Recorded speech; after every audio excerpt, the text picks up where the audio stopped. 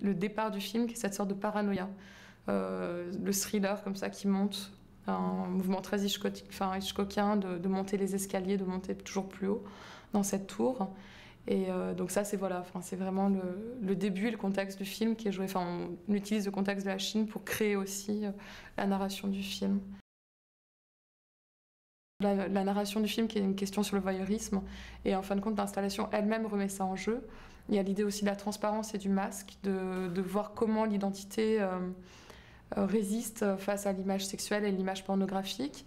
Et c'est des choses qui se jouent dans le film et qui se jouent aussi dans l'installation. Les questions d'anonymat, les questions de masque, puisqu'on va utiliser des masques 3D. Sur les visages des acteurs pour protéger leur identité, va être rejoué dans le dispositif de ces parois semi-transparentes qui dirigent le spectateur jusqu'à l'écran. L'installation s'appelle Cyber Yellow Disaster, qui est le nom d'une loi qui a été promulguée par le gouvernement chinois pour bloquer la diffusion de la pornographie sur l'internet en Chine.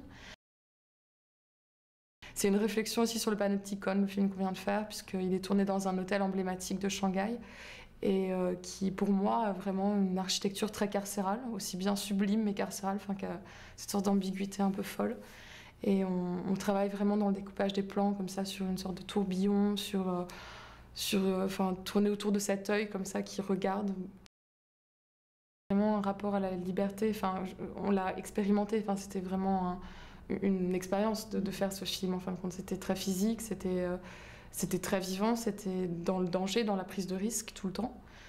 Donc là-dessus, bien sûr, on avait pensé à la forme, mais c'était plus pour préparer le tournage, c'est-à-dire que pour que tous les éléments marchent très très bien et qu'on se retrouve avec quelque chose de fort et quelque chose de sensible.